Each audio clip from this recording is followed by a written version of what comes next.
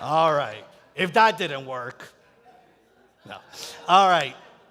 So, but part of my own journey through what I just shared with you was also about recognizing that as challenging and as difficult as those experiences were, and as many times as I just didn't know how I would actually step through those experiences, and regardless of how much I thought that those experiences were actually just tearing me down, the reality is that I wouldn't be here in front of you in the way that I am without having those experiences, without having those challenges, without having those moments of thinking that I am being broken down, because it was through that a new way of being and the truth of my being would emerge.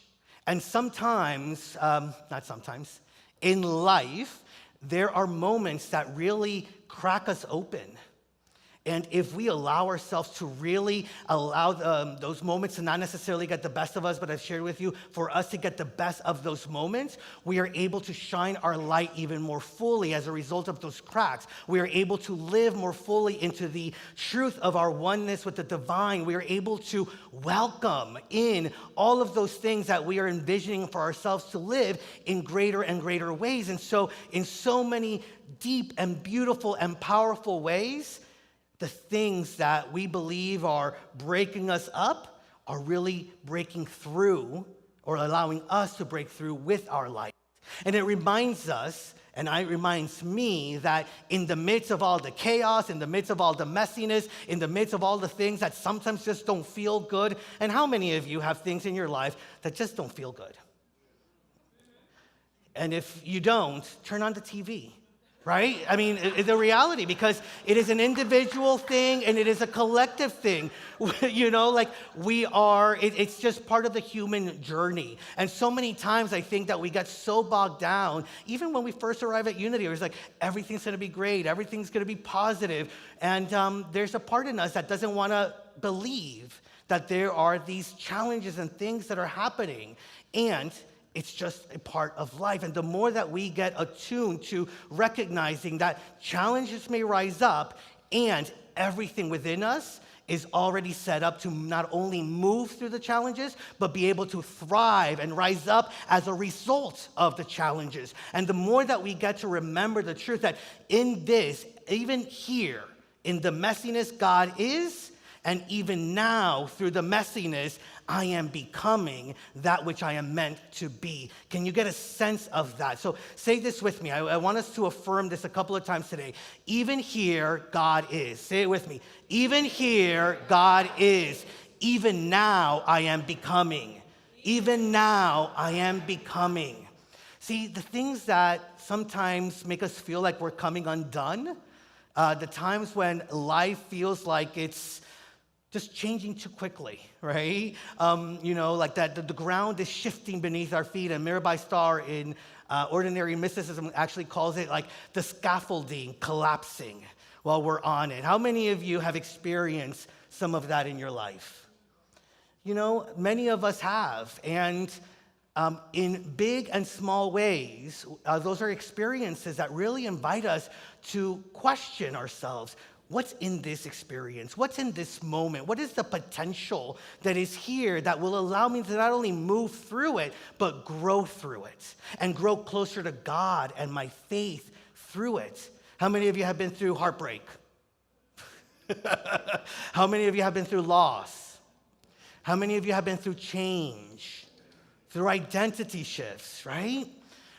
These are all part of that human experience. I even, yesterday with the the No Kings thing that took place, I know that there are many people that even the election last year was a big shift for them and made us feel, or made people feel like the scaffolding may have been broken down, right? And many people have actually asked ourselves individually and collectively, I don't recognize this moment, right? I don't recognize this moment. And this is an opportunity to look at the things that we can recognize, which is the divinity within us, which is the power of God within us, which is the understanding that here in this very moment, even here, what is it? God is, and even now, I am becoming. These moments that can feel like failures or loss, we get invited as mystics to know them as holy thresholds. They are the pathway to a greater sense of who we are. They are a pathway to a greater sense of self. And you may be at different places within, stepping through that threshold. Maybe like you see that it's coming, right? You see the threshold coming. You see the changes and the shifts coming, and you might have a little fear or trepidation in it. Maybe you said, okay, I'm going to walk towards this change, and I'm going to be open to it, and you're at the threshold, and now you're thinking, uh-oh, wait a minute. I don't know about that. Or maybe you have moved through that threshold and you are now experiencing the grace of you saying yes to what is at hand and you allowing that to bring you to a sense of God and I are one.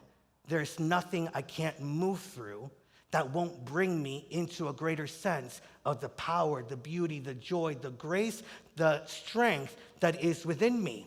These moments in time reveal I didn't even notice. These moments in time reveal the divine. Ooh, I made it. But what if the heartbreak isn't the end of the story? What is it? What if it's the beginning of the emergence? And what is it that is emerging in us? What if these experiences are not the finality of life, but they are a part of life? Mirabai Starr says that for the ordinary mystic, even the most shattering losses can be portals to the sacred. She shares about all these powerful and amazing spiritual gurus and mystical ancestors that we look up to, and we may not fully recognize that in order for them to receive and have that wisdom and be able to share that wisdom with us, they had to move through their own breakdowns. They had to move through plagues. They had to be jailed. They had to go through their own challenges. She mentions St. Francis of Assisi. She mentions Teresa of Avila, St. John of the Cross, Julian of Norwich. And I would add to that our master teacher, Jesus. Our master teacher who realized that in order for him to live into his purpose and give the gift that he was bringing of a new understanding and a new way of being, he had to move through a crucifixion. And he had the power to be able to step out of that. He had the ability to, who do you think you are? He had the power to lie, right? Like he could have lied. He could have chosen not to live his truth and not be authentically who he was. How many of us have lied about who we are and not lived authentically because we are scared about what is happening on the other side of that threshold? But he came to show us that courage and that strength that comes from when we lean into these experiences, because that is the place where God actually is able to move us in a way that not only lifts our own lives up, but lifts all the lives of all those around us up. And I don't know about you, but that's really where I'm at these days. Like recognizing that I have the power, that I have the grace, that I have the divine connection. And it's not only so that I can live my life of thriving and everything that I've dreamed of, it's so that I can create the pathway for more people to do so. And, I think Elio earlier said something about like our music ministry ministering, right? All of us have the power to be ministers, right? All of us are ministering, and it is our opportunity to ask ourselves, what is our message? And then allow our life to embody that message. Even here, God is. Even now, I am becoming. Now, you all know I've had my fair share of challenges. I was sitting with just some of the bigger ones in my life, and the one that came up, and I love that I'm seeing right here in the front, two of the individuals that were a big part of it. But, I've been around, and, I have some good self-esteem, and it was time for me to answer the call to become a minister and go into the ministerial path. Now, in Unity at that time, you had to move to Kansas City to go to the ministerial school unless you were in a specific program. And so, of course, I'm like, look at me, hot stuff, young minister, like I've got it going on. I'm going to change the movement. I'm going to do all these things. And I told everybody that I was applying for ministerial school. And I was doing one of those. I mean, at the time, I didn't think I was doing this, but looking back, I was doing it. Those things where you're like, oh, please hold it in prayer because I'm going to, apply to the ministerial program, which really was, let me tell you, I'm about to get into the ministerial program, and I want you to know, but I want you to just think that I'm asking you to hold it in prayer for me, right? Like, some of you, am I the only one okay, all right. We'll move on from that part of the story. But guess what? I applied and I did not get in.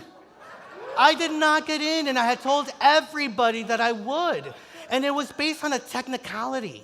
It wasn't about me, it was about a technicality, and I didn't get in, but it really did. Right? Like, I just thought at that time, I knew the way that my life was supposed to be, and I knew the paths that were ahead. How many of us have known that for ourselves, only to be told, there's something else here for you, right? There's another way for you to achieve what you wanted to achieve. And so in that, Reverend Chris Jackson, my predecessor and my mentor, he was so mad. He wanted to call anybody and everybody. And then the board had to sign my application. And so he asked me, do you want to let the board know that you've been denied? And I said, no, this is for me to do. I need to do this. And Mirabai Starr says this: when the scaffolding of your life collapses, as it inevitably will, mystical wisdom invites you to sit very still inside the wreckage. Now, I didn't know that that's how I was being guided.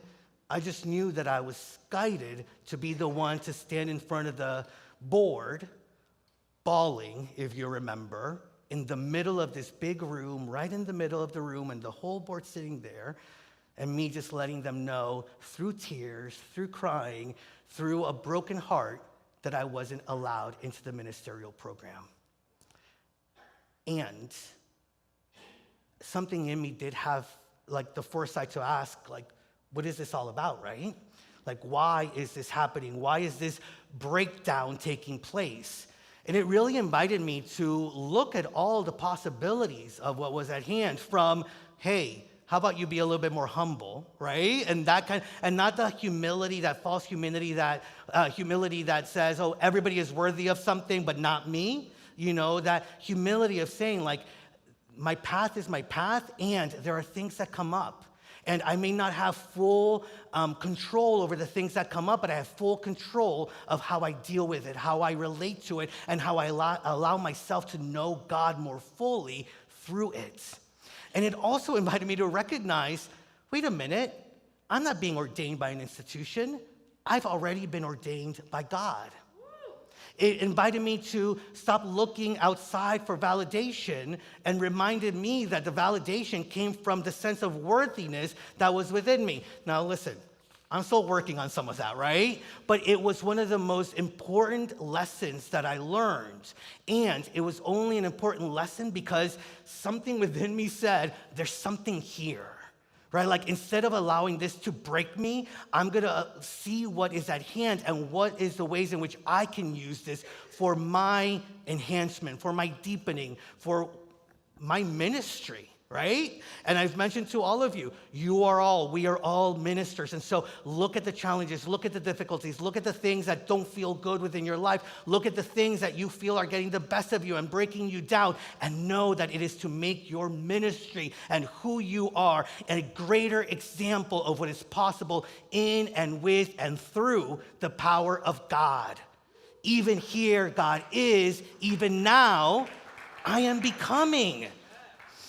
Now, I love, and some of you know my husband is a scientist, so I know that a butterfly does not have a cocoon, it has a chrysalis, right? But the butterfly has always been used as this example of the breaking down of something and the transformation that takes place. But I love the fact that we talk about butterflies having cocoon, because that just tells you we've gotten the story maybe a little wrong. Like if we got the name of the cocoon or the chrysalis wrong, maybe there's also other pieces that we got into, that we may not be fully seeing. And part of it is, I think that we want to look at the good stuff, right? And so it's the caterpillar, goes on a leaf, and transforms into a beautiful butterfly. Well, there's a lot that goes in there, and it's a lot of gooey ickiness, right? Like stuff that we don't even want to see, right? Stuff that we don't even want to know about. But when the caterpillar is ready to change, it doesn't grow wings overnight. It stops eating. It starts to hang upside down from a leaf. How many of you have experienced that feeling where like life is like lifing, and so all of a sudden you feel like you are turned around and hanging upside down? Yeah? Well, maybe we're hanging in the right way to be able to move through the transformation. Maybe it took for us to shift things around and turn around and feel like we are upside down, because it is in our upside downness that things get shifted, that things move around, and something else is shaken out and emerges. And so the beautiful thing is that once it goes into the chrysalis, all of a sudden, like the body starts breaking down and it becomes this goo. And within that goo, these cells that had always been in the caterpillar are activated. And these cells is what scientists call imaginal cells, because it has a vision of what is possible. It is the cells within the caterpillar that know that it is meant to turn into a butterfly and what that butterfly looks like. And in that process of becoming all gooey and all the changes that we go through, all of a sudden when we are breaking down, I believe that there is something deep within us that knows how we are going to emerge, that knows how this is for our good, and that we are able to really lean on that. And it is that imaginal cells that, listen, the old ways of being, the old cells actually try to break those down too, because nobody likes, something new coming up, right? Like old ways of being, old patterns, the ego really tries to keep us down a lot of times. And those imaginal cells start to reproduce and create, and they start vibrating at the same level where all of a sudden something new is transformed and emerges. And yes, the butterfly emerges, but it emerges tenderly, exhausted, trembling, but also radiant, and also now knowing the way to move forward as the beautiful butterfly that it is. And so we can feel that sense of loss. We can feel those challenges rising up. We can feel that our life is being completely turned upside down.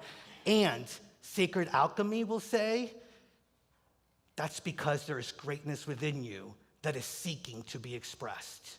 And so whether it's in your individual life or, yes, in the collective life of the U.S. and humanity, let us really recognize that what's taking place is a shaking up, and that there is something emerging. And I have to tell you, whether you believe me or you don't, try it out.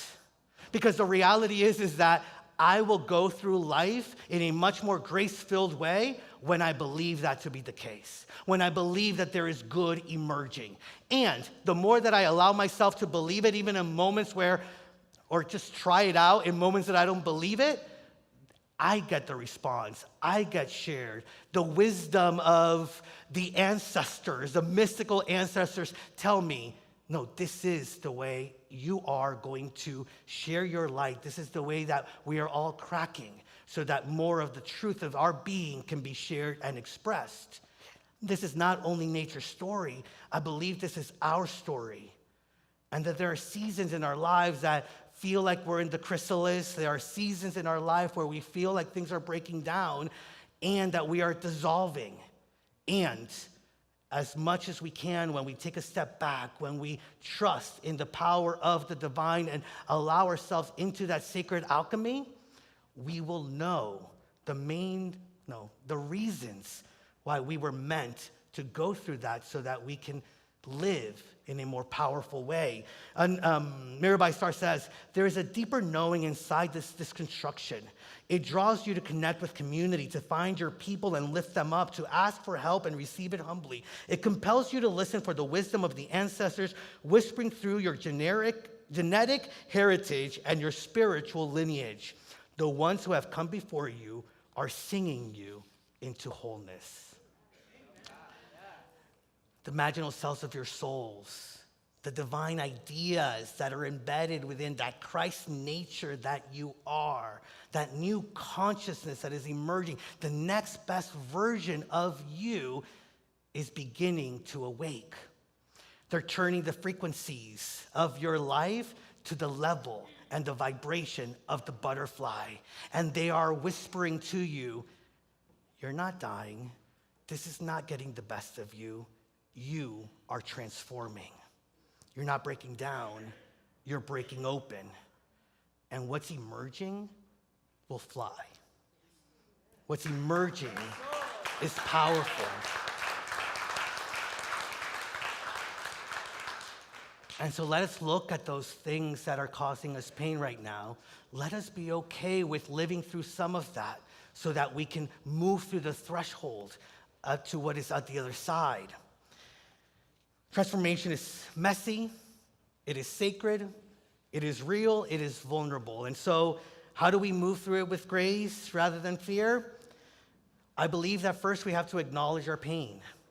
Just acknowledge it. Be okay with feeling the pain and the fact that your journey is unfolding. We don't hide from it because that's where we can find God.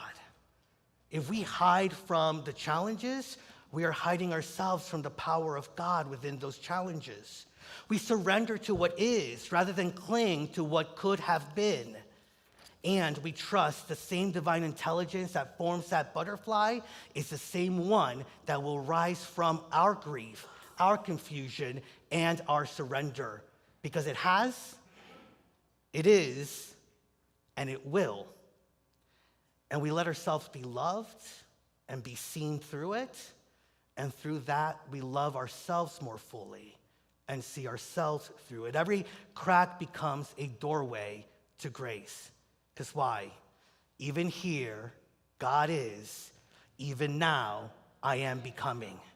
And we are emerging, not despite the breaking and the breakdowns, but rather because of it. And our light needed a few little cracks because it was just so powerful and so big and so visionary that it needed to push itself through to a greater sense of being. It is not contained anymore. Do you get that? You and who you are and your light and your love and your power is no longer contained. Amen? Amen? Amen? And we hold what Julian Norwich inspired in Mirabai Star when she said, all will be well, and all will be well, and every kind of thing shall be well. That's how we lift higher and higher. Namaste.